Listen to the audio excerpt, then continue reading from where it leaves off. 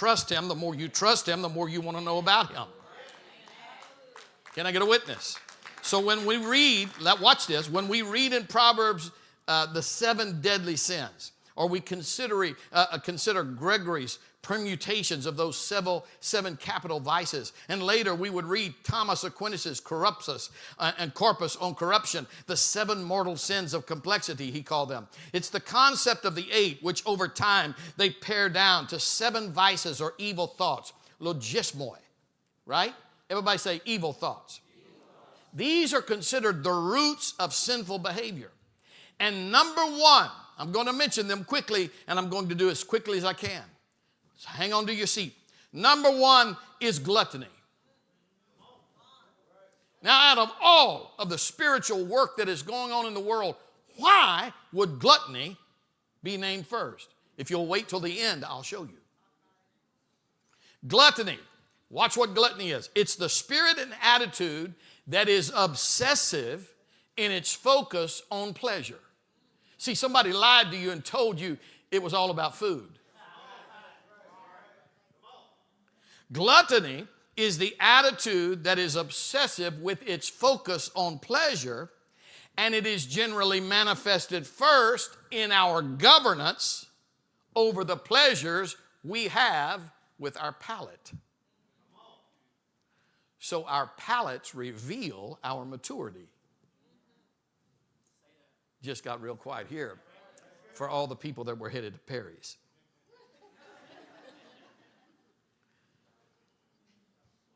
Gluttony, say it with me. Gluttony means an unbridled appetite. Ladies and gentlemen, gluttony has nothing to do with your size, with your appearance, with your stature, with your age. It has nothing to do with any of that. You can be a lithe 100-pound vessel and be filled with gluttony. This has nothing to do with that as much as it has everything to do with our hearts, because gluttony is not an appetite problem, it's a heart challenge. Somebody say that with me. Gluttony represents the arena of my life where I have unchecked desires.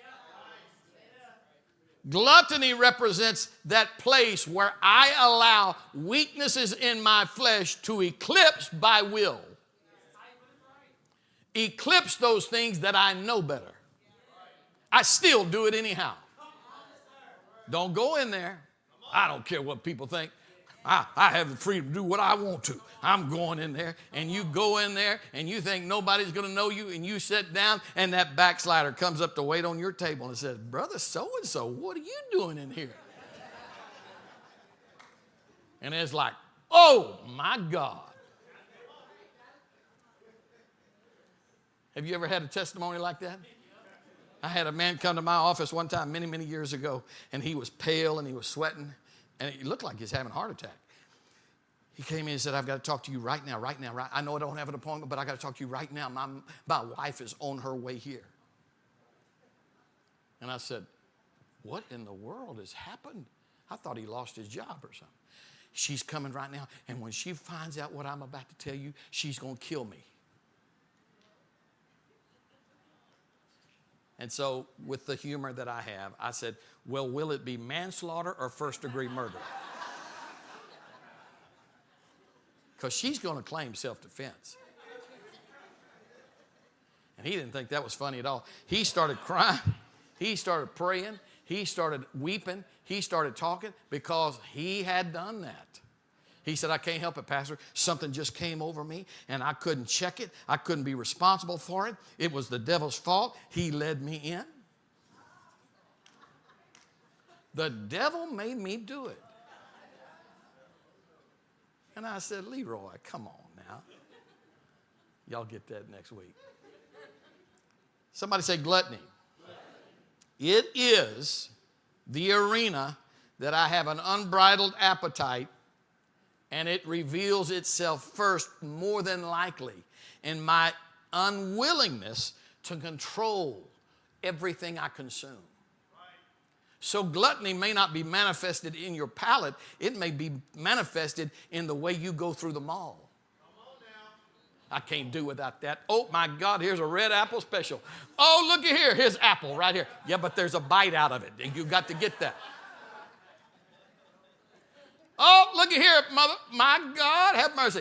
2-for-1 special. I know I needed 2 new tennis shoes. Look at here. I went through the mall yesterday, and I said, my God, I didn't know they had all these newfangled shoe stores. I got to go up there without my wife. She's punching me. You don't need any of that. I said, I know it. I'm preaching against it tomorrow. Somebody say, unbridled appetite.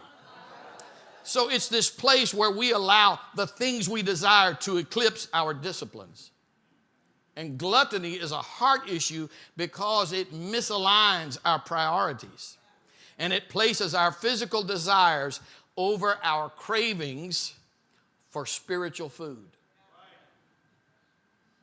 Are you with me? And here's what the wise man was showing us. Gluttony leads first because when it unites with any of the other, it becomes a mortal, deadly sin. Gluttony is defined as misplaced priorities, addictions to pleasure, a lack of self-control, a negative spiritual impact. If you want to know how to checkmate gluttony in your life, ask yourself when you're feeling led to some sort of pleasure or something that would satisfy you, is this going to negatively impact my future? Is this going to affect me in my future? Is this going to negatively impact my spiritual walk with God? Do I really need this in my life? I know that this is just teaching and you're not swinging from the chandeliers, but it's still the truth anyhow. This is the number one great enemy of our summertime. Unbridled appetites. It's summer. Take all your clothes off. It's summer. Stay up as late as you want. It's summer. Call in sick. Getting tight in here. It's summertime. Relax your correction. Let the kids go wild. Oh my goodness. It's just one party. It's summertime. They don't have to go to school tomorrow.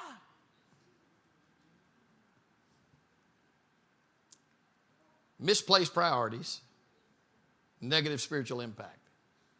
You know why it's so dangerous? Gluttony represents a heart posture. It's our hearts dealing with the throne room of our affections. It's in our hearts that we determine how we will govern and reign over our bodily desires at the expense of our soul's needs. Somebody say gluttony. Gluttony. The next thing is lust. And I've got to hurry through this. Lust, everybody say intense and uncontrolled desires. Now you remember the first one. Gluttony was unbridled desires. That means you refuse to take responsibility for it. Then under that comes another warring entity in our flesh, uncontrolled desires. So now you have unbridled desires yoking up with an uncontrolled desire, and the uncontrolled desire is sure to win. Somebody say uncontrolled desires. Lust often manifests in its desire through our sexuality and the nature of our attractions and desires and fleshly pleasure. Lust is an overwhelming craving that becomes a consuming focus that distracts a person from their spiritual and moral obligations. Lust will lead people to pursue their own satisfaction and desires at all cost. Lust can lead you to destroy your relationships, distort your loves, and lead you to irreparable harm where you are absolutely destroyed. All because you had an uncontrollable desire that was yoked up with your unwillingness to bridle it.